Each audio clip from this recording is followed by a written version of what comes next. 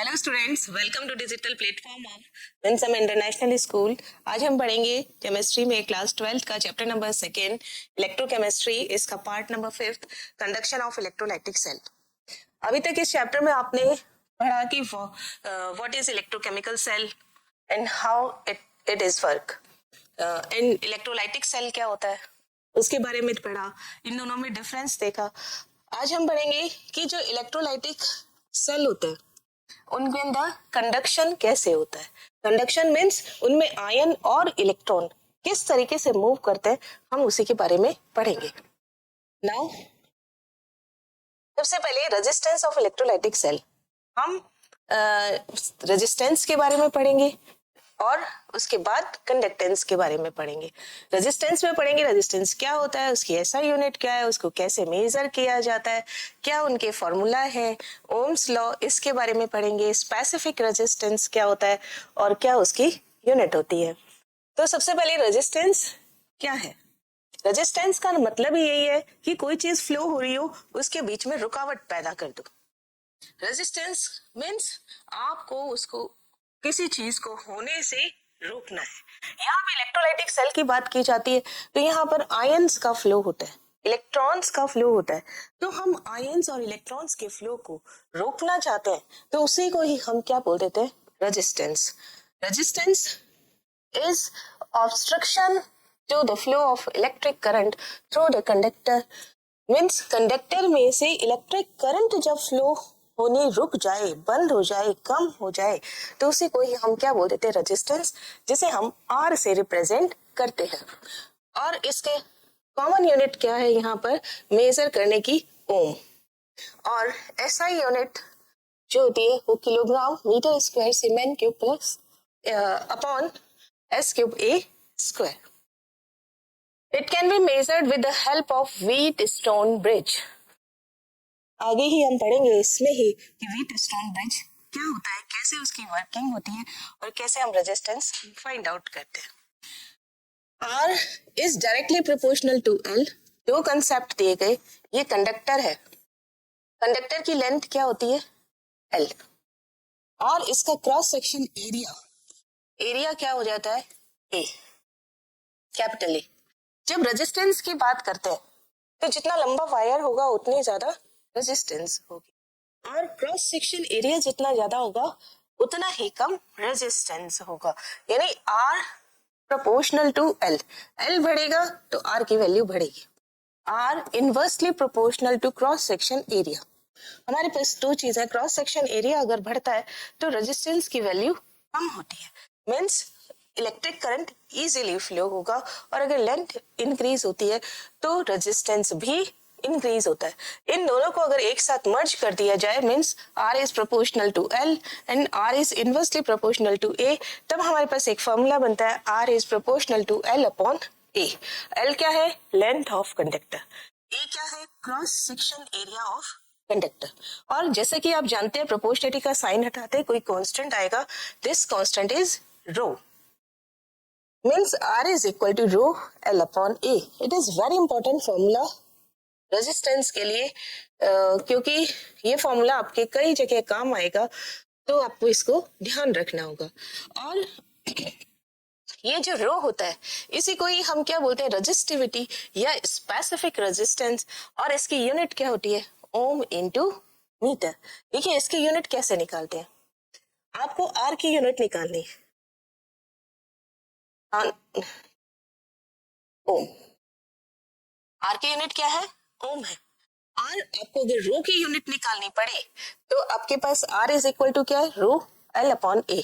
Row is equal to cross multiply करेंगे R into A, और ये इनवर्सली प्रोपोर्शनल हो जाएगा, means R A upon.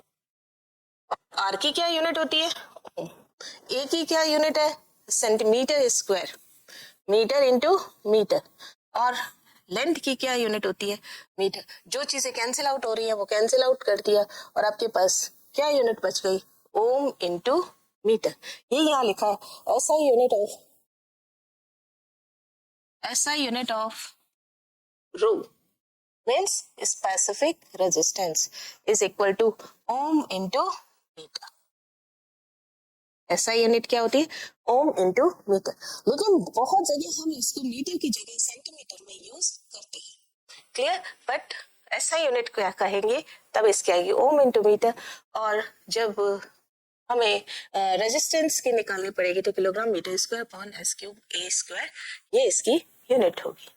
Now Ohm's law ये किसके लिए यूज किया जाता है? ये 3 चीजों में हमें रिलेशन बताता है कि सेल का पोटेंशियल कितना है, कितनी करंट फ्लो हो रही है, और वायर में कितना रेजिस्टेंस है। देखिए क्या बताता है ये, दोबारा से देखिए, ये हमें किन किन चीजों के बारे में बताता है। सबसे पहले इट इज अमीटर। अमीटर किसके बारे में बताएगा? करंट के बारे में। और it is resistance means R के बारे में बताएगा। रेजिस्टेंस क्या होता है? कोई भी वायर, जैसे कॉपर का वायर हो गया, एल्यूमिनियम का वायर हो गया, इस यही हम कंडक्टर की तरह यूज में लेते हैं। तो ये जो होगा वो रेजिस्टेंस के बाद बताएगा। और ये V पोटेंशियल को बताता है, मीन्स P या E को बताता है। मीन्स I, R और E में रिलेशन कौन देता है? Ohm's law. According to Ohm's law the two ends of conductor are applied with voltage E। देखिए 2 पॉइंट्स, ये यहाँ पे रेजिस्टेंस के क्या हो गए? 2 पॉइंट। कलर चेंज करते हैं। These are the 2 points of resistance। और इस पर हम कितना पोटेंशियल अप्लाई कर रहे हैं? E या फिर P। इस सिंबल में कोई फर्क नहीं है, चीजें सेम है। कई जगह E लिखा हुआ है, कई जगह P लिखा हुआ है, या कई जगह V भी लिखा है ना पोटेंशियल के लिए। और and current I flow, I इसमें से करंट फ्लो होता है। करंट कौन फ्लो कर रहा है? इलेक्ट्रोलाइटिक सेल में सेल फ्लो करता है। तो करंट जो होता है वो I फ्लो हो रहा है। तो resistance R, it is resistance R किसके इक्वल होता है? R is equal to E upon I। E क्या है यहाँ पर? पोटेंशियल या वोल्टेज है। और I क्या है यहाँ पर? करंट है। या इसको आपने कई बार ऐसे पढ़ा होगा, E is equal to I into R। अगर I कैलकुलेट करना हो तब हम क्या करते हैं?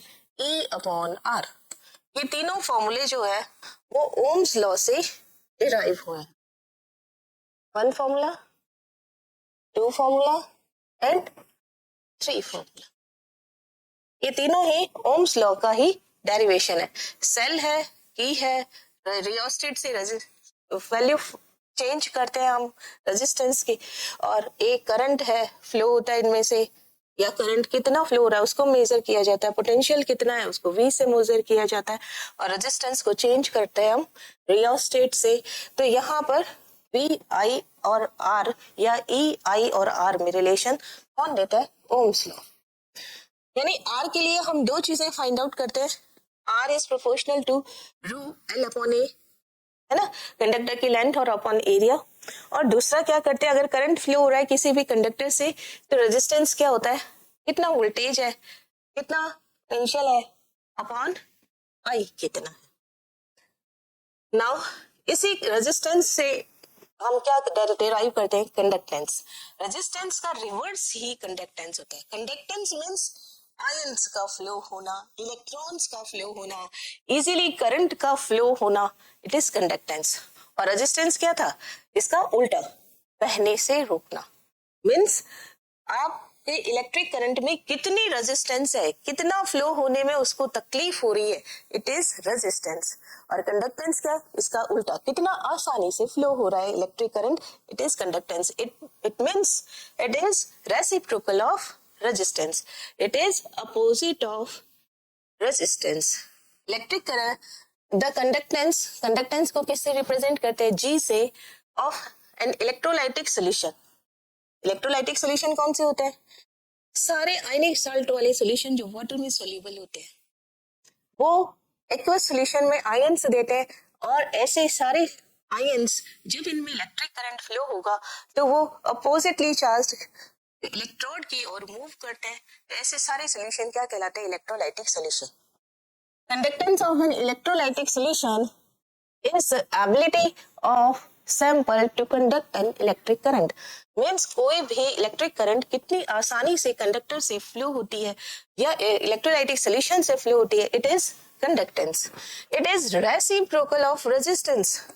आर का रिवर्स होता है या 1/r, इसी को ही जी कहते हैं और इट इज डिनोटेड बाय जी.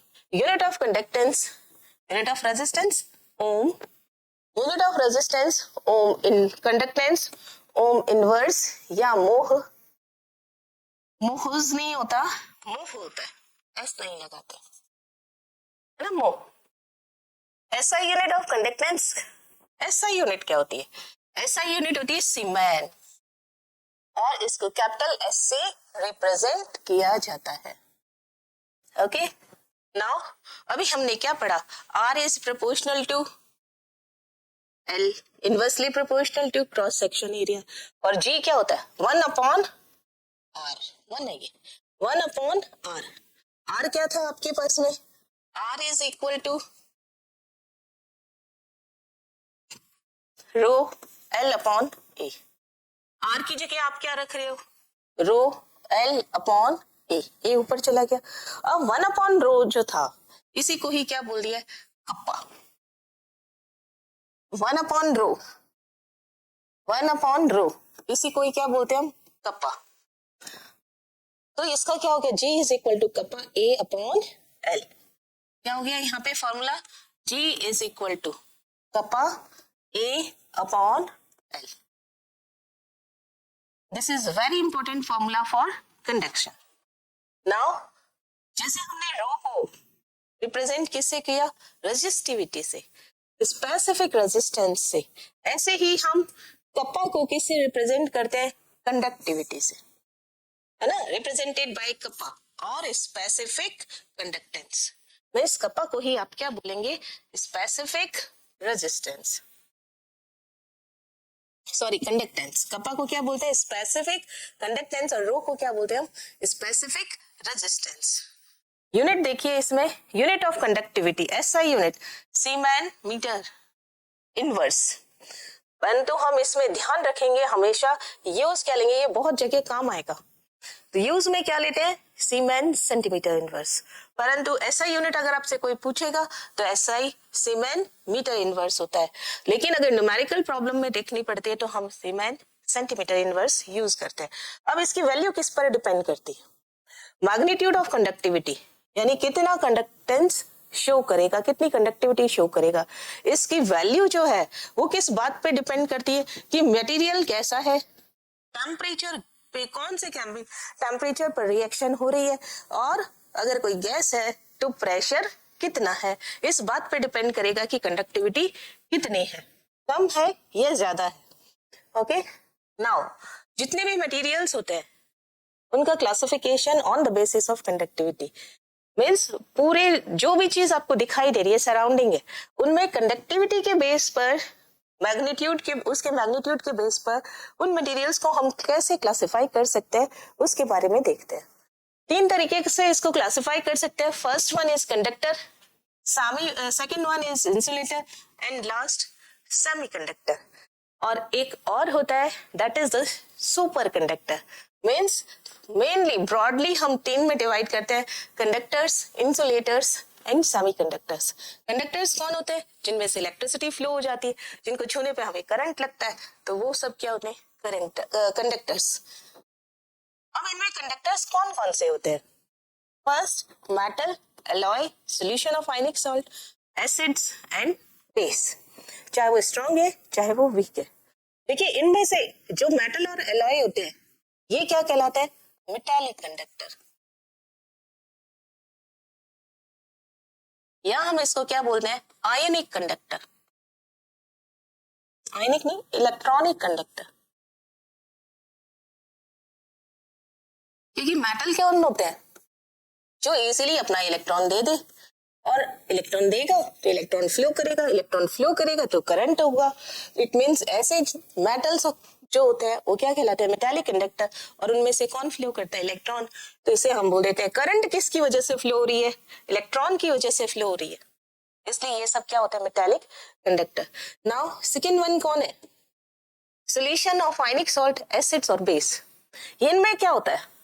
जब किसी आयनिक सॉल्ट को, एसिड को या बेस को आप एक पानी में डिसॉल्व करते हैं, उसका एक्वा सॉल्यूशन बनाते हैं, तो वो अपने आयंस में कन्वर्ट हो जाता है. अब इसमें से इलेक्ट्रिसिटी फ्लो करो तो वो क्या होगा? करंट पास करेगा। वो करंट किसकी वजह से होती है? आयंस के मूवमेंट से, इसलिए इन्हें हम क्या बोलते हैं? इलेक्ट्रोलाइट। जैसे अगर आपके पास में प्योर वाटर है तो यहाँ पर, या हम बोलते हैं इसको आयनिक कंडक्टर, क्योंकि इसमें इलेक्ट्रिक सिटी किसकी वजह से फ्लो हो रही है? आयंस की वजह से।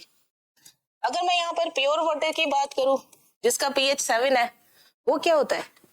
इंसुलेटर की तरह बिहेव करता है, उसमें से करंट फ्लो नहीं होता। लेकिन अगर उसमें थोड़ा सा एसिड डाल दो या बेस डाल दो या कोई आयनिक सॉल्ट डाल दो तो वो इजीली करंट फ्लो करेगा। वो किसकी वजह से करता है? क्योंकि उसमें अब आयंस प्रेजेंट हो गए हैं। क्या चीज बताई मैंने यहाँ पर? अगर मैं यहाँ पर प्योर वाटर लूं,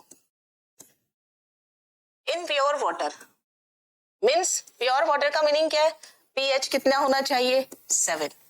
यानी इसके पास H पॉजिटिव और OH नेगेटिव, इनकी कंसंट्रेशन क्या है? सेम। ये स्क्वायर ब्रैकेट का मतलब है active concentration means molar concentration, इनकी क्या रहती है? Same.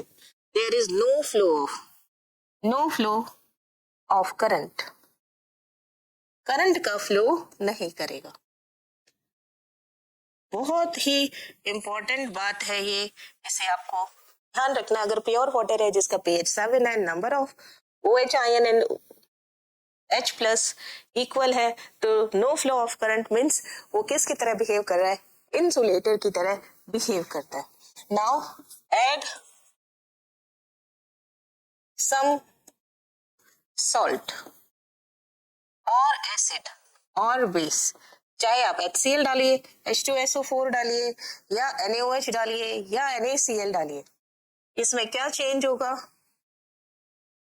Flow of current, it flow of current, it means that is it is conductor, yeah, it behave as conductor.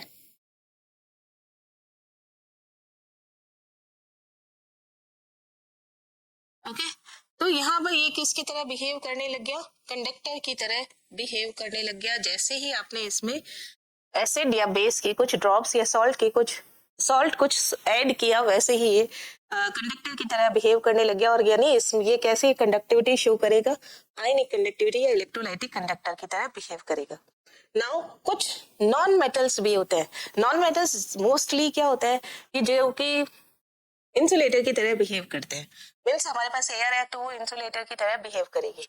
लेकिन कुछ नॉन मेटल ऐसे भी हैं जो कि कंडक्टर की तरह बिहेव करते हैं। कौन कौन से? बहुत ही important, carbon black, graphite and some organic polymer. Synthetic होता है ऑर्गेनिक पॉलीमर, सारे नहीं, सम सिंथेटिक ऑर्गेनिक पॉलीमर, ये किसकी तरह बिहेव करते हैं?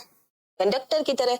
ये सब क्या है? Non metal. सबसे इंपॉर्टेंट है ग्रेफाइट, जिसे हम काम में लेते हैं, और कार्बन ब्लैक। लेकिन रिसेंट में जो न्यू रिसर्च से हुआ है वो क्या? ऑर्गेनिक पॉलीमर भी। कुछ ऑर्गेनिक पॉलीमर वो किसकी तरह बिहेव करते हैं? कंडक्टर की तरह बिहेव करेंगे। ग्रेफाइट ओनली कार्बन का बना है, और इसमें क्यों होता है? क्योंकि इसके पास sp2 हाइब्रिडाइजेशन होता है। एक इलेक्ट्रॉन, हर कार्बन के पास में एक इलेक्ट्रॉन फ्री होता है। Each carbon have one free electron, और इस फ्री इलेक्ट्रॉन की वजह से ये कंडक्टर की तरह बिहेव करता है। So it is conductor. Now carbon black भी सेम सिचुएशन है, और ऑर्गेनिक पॉलीमर सिंथेटिक होते हैं, वो भी कंडक्टर की तरह बिहेव करते हैं। इंसुलेटर की तरह कौन बिहेव करता है? जो पहले होता क्या है, जिसमें इलेक्ट्रिसिटी फ्लो नहीं होती, जैसे ग्लास है, सिरेमिक्स है, इनमें से इलेक्ट्रिसिटी पास नहीं होती। एयर है, वो भी इंसुलेटर की तरह बिहेव करती है, इसलिए वो उसमें से भी इलेक्ट्रिसिटी पास नहीं होती है। नाउ सेमीकंडक्टर क्या होता है? सेमीकंडक्टर डिपेंड करता है कि मटेरियल क्या है। वो लो टेम्परेचर पर किसकी तरह बिहेव करेंगे? इंसुलेटर की तरह। और हाई टेम्परेचर पर किसकी तरह बिहेव करेंगे? कंडक्टर की तरह। या उसमें हम कुछ चीज मिला दे, डोपिंग कर दे, तब वो कंडक्टर की तरह बिहेव करेंगे। यानी दोनों के बीच के, कभी कभी इंसुलेटर हो जाते हैं और कभी कभी कंडक्टर की तरह बिहेव करते हैं। एग्जाम्पल कौन है? सिलिकॉन, डोप्ड सिलिकॉन, यानी सिलिकॉन में आप आर्सेनिक इम्प्योरिटी मिला दीजिए, या सिलिकॉन में आप एल्यूमिनियम की इम्प्योरिटी मिला दीजिए, तो ये किसकी तरह बिहेव करेंगे, सेमीकंडक्टर की तरह बिहेव करेंगे। नाउ गैलियम एंड आर्सेनाइड, ये सब सेमीकंडक्टर्स होते हैं। एन टाइप और पी टाइप दो तरीके से इसको डिवाइड किया जाता है। नाउ हमारा ज्यादा फोकस जो रहेगा वो कंडक्टर्स के लिए रहेगा, मेटालिक एंड इलेक्ट्रोलाइटिक। मेटालिक भी नहीं, हमारा जो मेन फोकस रहेगा इलेक्ट्रोलाइटिक कंडक्टर पर रहता है। नाउ सुपर कंडक्टर्स क्या होते हैं, बहुत इंपॉर्टेंट। सुपर कंडक्टर्स होते हैं जिनके जीरो रेजिस्टिविटी होती है, जिनका रो जीरो हो और कपा इन्फिनिटी हो, उन्हें हम क्या बोल देते हैं, सुपर कंडक्टर्स। कुछ एग्जाम्पल, जैसे मेटल है पुराने जमाने में, या पुरानी बातें हैं कि मेटल और एलॉय लो टेम्परेचर, कितना लो टेम्परेचर, 0 केल्विन है, ध्यान रहे 0 केल्विन से 15 केल्विन तक ये सुपर कंडक्टर की तरह बिहेव करते हैं। लेकिन न्यू रिसर्च क्या कहती है, सिरामिक मटेरियल्स और कुछ मिक्स ऑक्साइड है जो कि सुपर कंडक्टर की तरह बिहेव करते हैं एट 150 केल्विन टेम्परेचर। बहुत ही इंपॉर्टेंट है, ये न्यू रिसर्च का टॉपिक है और इसमें और भी ज्यादा डिस्कवरीज हो रही है कि हम सुपर कंडक्टर्स की तरह कैसे बिहेव करें, क्योंकि इनकी कंडक्टिविटी इंफिनिटी है और इसकी रेजिस्टिविटी 0 है, मीन्स कोई भी रेजिस्टेंस इसके बीच में नहीं आता है। तो सिरेमिक न्यू रिसर्च के अकॉर्डिंग एंड कुछ मिक्स ऑक्साइड है जो सुपर कंडक्टर की तरह, और पुरानी बात करें तो मेटल और एलॉय लो टेम्परेचर पर 0 to 15 केल्विन, या ध्यान रखना डिग्री सेंटीग्रेड नहीं है, केल्विन की बात कर रहे हैं, ये सुपर कंडक्टर की तरह बिहेव करते हैं। नाउ हमने अभी पढ़ा दो तरीके के आपके पास कंडक्टर्स होते हैं। First one is metallic conductor और इलेक्ट्रॉनिक कंडक्टर। अभी हमने पहले भी डिस्कस किया था, मेटल्स इजीली इलेक्ट्रॉन दे देती हैं। मेटल्स क्या होती हैं, जो इलेक्ट्रॉन दे देती हैं, और ये इलेक्ट्रॉन इलेक्ट्रिसिटी का फ्लो करते हैं, इसलिए इसे हम इलेक्ट्रॉनिक कंडक्टर्स कह देते हैं। Substances which allow electric current to pass through them by movement of electrons are called metallic या electrolytic conductor, sorry electronic conductor. Example metal and alloy. कौन कौन से फैक्टर्स हैं जो मेटालिक कंडक्टिविटी को इंक्रीज या डिक्रीज करते हैं? First, number of valence electron at each atom. जैसे सोडियम, सोडियम का इलेक्ट्रॉनिक कॉन्फ़िगरेशन कितने नंबर पे आता है, सोडियम 11 नंबर पे आता है इसका, और इसका इलेक्ट्रॉनिक कॉन्फ़िगरेशन क्या होता है, नियॉन एंड 3s1। तो आउटरमोस्ट सेल में कितना इलेक्ट्रॉन है, 1। मैग्नीशियम कितने पे आ रहा है, 12 पे, तो ये नियॉन और 3s2। नाउ अब देखिए वैलेंस इलेक्ट्रॉन किस में ज्यादा है, वैलेंस इलेक्ट्रॉन आपके पास में इसमें मैग्नीशियम में ज्यादा है, और सोडियम में कितना है, वैलेंस इलेक्ट्रॉन कितना है, 1, और इसमें वैलेंस इलेक्ट्रॉन कितना है, 2। तो जितना ज्यादा इलेक्ट्रॉन होगा करंट का फ्लो भी उतना ही ज्यादा होगा। Nature and structure of metal, जो आसानी से, ऐसी मेटल्स होती है ना जो आसानी से इलेक्ट्रॉन देते हैं, जिसका आईपी कम होता है, तो वो हमें क्या करेगा, आसानी से इलेक्ट्रॉन देगा, तो करंट का फ्लो इजीली होगा। क्या होगा, अगर आईपी लो है, ठीक है, तो easily give electron, easily give electron और गुड कंडक्टर। और इसको किससे देख सकते हैं हम, हमारे पास इलेक्ट्रोकेमिकल सीरीज है। इलेक्ट्रोकेमिकल सीरीज में देखिए लिथियम सबसे ऊपर आता है, और देन जैसे यहाँ पर लिथियम के बाद में पोटेशियम है, कैल्शियम है, सोडियम है, मैग्नीशियम है, तो ये सब जो होता है इनकी लिथियम के सबसे ऊपर है। क्यों है सबसे ऊपर, सीजियम होना चाहिए, क्योंकि सीजियम का लो होता है, वो हम बाद में डिस्कस करेंगे। डेंसिटी ऑफ मेटल ऑब्वियस है, डेंसिटी क्या होती है, मास अपॉन वॉल्यूम। तो डेंसिटी की भी किस पर इफेक्ट डालती है, हमें इलेक्ट्रॉन इजीली मिलेगा या नहीं मिलेगा। टेम्परेचर बहुत ही इंपॉर्टेंट टॉपिक है, टेम्परेचर। मेटालिक कंडक्टर के लिए अगर आप टेम्परेचर इंक्रीज करते हो तो कंडक्टिविटी ऑफ मेटल डिक्रीज होती है। मीन्स टेम्परेचर बहुत इंपॉर्टेंट फैक्टर है। मेटालिक जितने भी कंडक्टर होते हैं, मेटालिक कंडक्टर्स के लिए, और मेटालिक कंडक्टर्स अगर आप टेम्परेचर इंक्रीज करोगे तो कंडक्टिविटी क्या हो जाएगी, डिक्रीज। क्यों हो जाती है, क्योंकि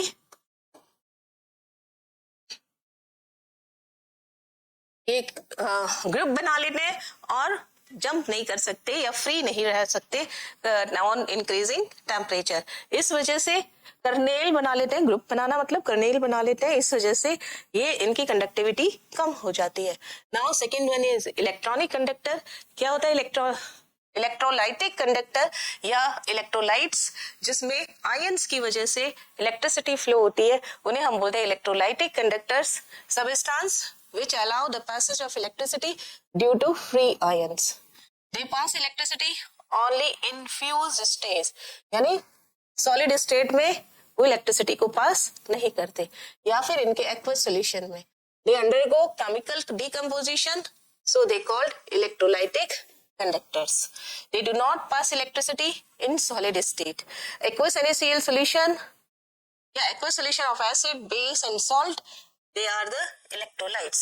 देखिए अगर मैं बात करूं यहाँ पर NaCl सॉलिड है, ठीक है, इसको इतना गर्म किया कि ये किस में कन्वर्ट हो गया, NaCl मोल्टन में। तो यहाँ पर NaCl जो सॉलिड है ये किसकी तरह बिहेव करता है, इंसुलेटर की तरह। क्यों करता है, क्योंकि आपको मालूम है NaCl फिर Na पॉजिटिव फिर Cl नेगेटिव फिर Cl नेगेटिव फिर Na positive Cl negative Na positive, ये क्या हो गया, इनमें फोर्स ऑफ अट्रैक्शन बहुत ज्यादा है। No free ions, no free ions, इसलिए ये किसकी तरह बिहेव करेगा, इंसुलेटर की तरह। और यही चीज जब आप इसको इतना हीट अप कर रहे हो कि ये किस में कन्वर्ट हो गया, मोल्टन में, तो यहाँ पर Na प्लस होगा, यहाँ पर Cl माइनस होगा, कहीं पर भी Na प्लस कहीं पर भी Cl माइनस हो सकता है ना। तो यहाँ पर फ्री आयंस आर प्रेजेंट। ये किसकी तरह बिहेव करेगा, कंडक्टर की तरह, क्योंकि इसके पास क्या हो गया, फ्री आयंस। ये फ्री आयंस किसके, Na के और Cl के। दूसरा हमने क्या बताया, एक्वस। एक्वस स्टेज के अंदर क्या होगा, पानी। यहाँ पर एक्वस स्टेज में हम इसको NaCl को, ये NaCl सॉलिड था, हमने इसको किस में मिलाया, वाटर में। ये किसकी तरह बिहेव कर रहा था, इंसुलेटर की तरह, क्योंकि इसके पास में no free ions, no free ions. जब हमने इसको पानी में डिसॉल्व किया तो देखिए पानी में डिसॉल्व करने पे क्या होता है, Na प्लस एक्वस बनाता है और Cl माइनस भी एक्वस बनाता है। Na प्लस एक्वस बना रहा है, इट मीन्स देखिए क्या कंडीशन होती है, ये Na प्लस है ना, एक्वस बना रहा है। एक्वस का मतलब है इसके चारों तरफ कौन से मॉलिक्यूल्स है, वाटर के। अब ये वाटर का मॉलिक्यूल, वाटर किसकी तरह बिहेव करता है, इसको हम क्या लिखते हैं, HOH। ये डेल्टा पॉजिटिव ये डेल्टा नेगेटिव, यानी मैं अगर इसको लिखना चाहूं तो ये हिस्सा पॉजिटिव हो गया, ये हिस्सा नेगेटिव हो गया, H वाला हिस्सा पॉजिटिव और OH वाला नेगेटिव। जब यहाँ पॉजिटिव वाला है तो ये क्या होगा, नेगेटिव, और ये क्या हो गया, पॉजिटिव। अब यहाँ पर कितना फोर्स ऑफ अट्रैक्शन होगा या कितने वाटर के मॉलिक्यूल्स होंगे, ये किस बात पे डिपेंड करेगा,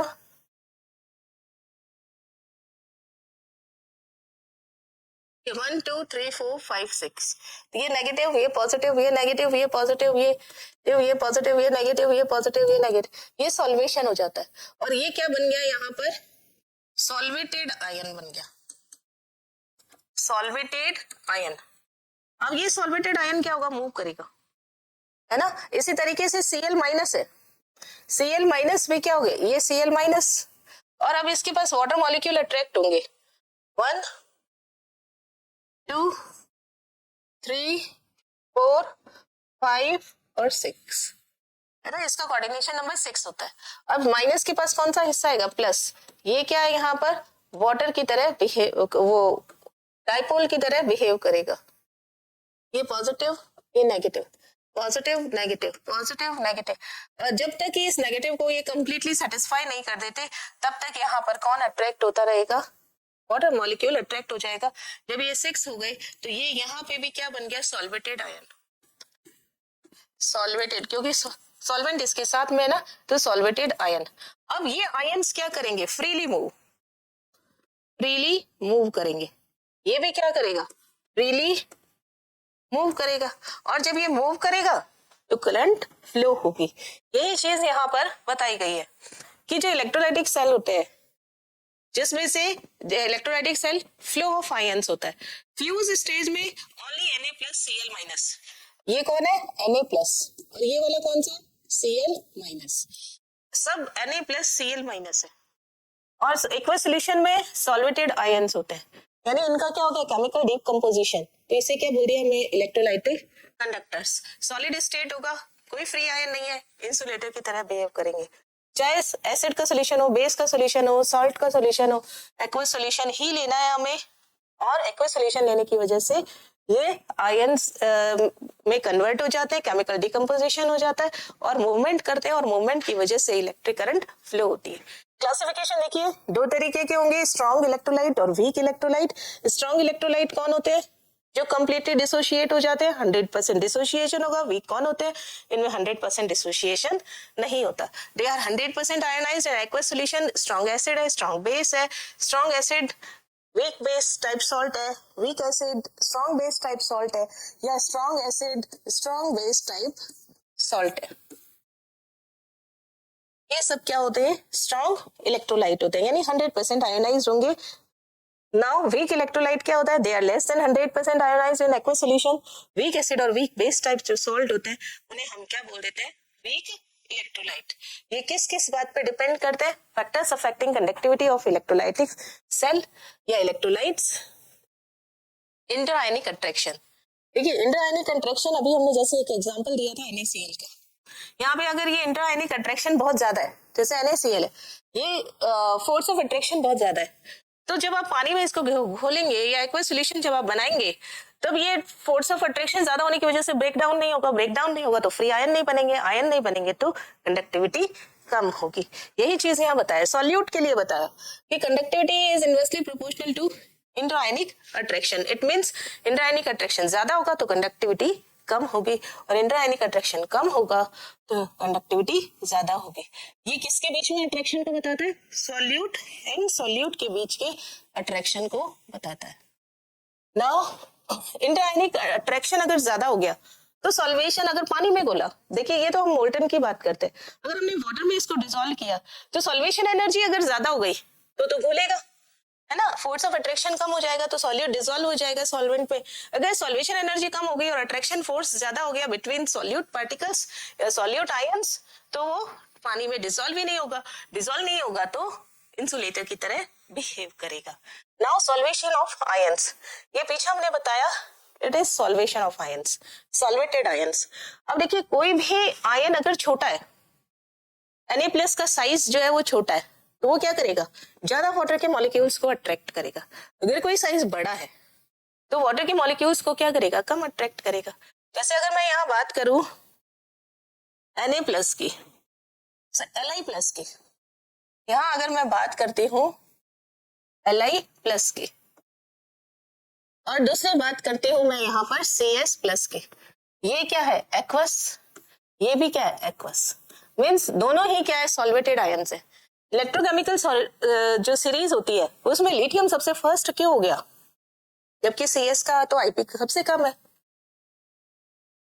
क्यों हो गया? क्योंकि इसका साइज छोटा है। अगर हम बिना एक्वस सॉल्यूशन की बात करें तो IP सबसे कम किसका है? CS का, इसलिए सबसे जल्दी इलेक्ट्रॉन उसी को देना चाहिए। लेकिन जब हम एक्वस बना लेते तब ये छोटा साइज जो है, ये लिथियम+, इसके अंदर एक वाटर मॉलिक्यूल्स को अट्रैक्ट किया है इसने, ये यहाँ पर लिथियम+, इसका साइज क्या? छोटा। और जब ये वाटर मॉलिक्यूल्स को अपने चारों तरफ अट्रैक्ट करेगा, वाटर मॉलिक्यूल्स ये ना 2 3 4 5 6, अब ये इतने से सेटिस्फाई नहीं होगा। मीन्स यहाँ नेगेटिव है, यहाँ पॉजिटिव, यहाँ नेगेटिव, ये positive, negative, positive, negative, positive, positive, ये नेगेटिव, ये पॉजिटिव। ये क्या है? Solvation of Li+। अभी इसका सेटिस्फेक्शन नहीं हुआ क्योंकि साइज छोटा है। साइज छोटा होगा तो आपको मालूम है उसकी अट्रैक्शन पावर भी बहुत ज्यादा होगी। तो ये क्या करेगा? एक और लेयर बना लेगा, है ना? ये भी इसको भी अट्रैक्ट करेगा और वाटर मॉलिक्यूल्स को अपनी तरफ अट्रैक्ट करेगा। इट मींस इसका साइज क्या हो गया? बहुत बड़ा। ये नेगेटिव, ये positive, negative, positive, negative, positive, negative, positive. Solvated ions का साइज बहुत बड़ा हो गया। तो चलने की स्पीड क्या हो गई, कम हो गई। इट मीन्स सॉल्वेटेड आयंस का साइज की वजह से स्पीड कम हो गई तो कंडक्टेंस कम हो गई। अब यहाँ सीजियम की बात करें, सीजियम जो होता है इसका साइज बड़ा है, ये CS। अगर मैं बिना एक्वस की बात करूं तो सबसे ज्यादा कंडक्टिविटी जो होगा वो सीजियम ही देगा क्योंकि इसका IP सबसे कम होता है। लेकिन अगर मैंने एक्वस की बात कर ली है तो देखिए इसका साइज क्या होगा, इसके आगे वाटर मॉलिक्यूल्स बहुत, 1 2 3 4 5 6 7 8 9 10 11 और 12, कोऑर्डिनेशन नंबर 12 होता है इसका। तो ये यहाँ पे क्या हो गया, minus plus minus plus minus plus plus minus plus minus plus.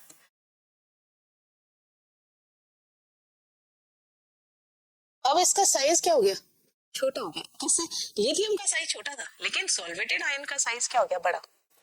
इसलिए ये इलेक्ट्रोकेमिकल सीरीज में सबसे ज्यादा नेगेटिव शो हो जाता है, यानी सीजियम पीछे रह गया।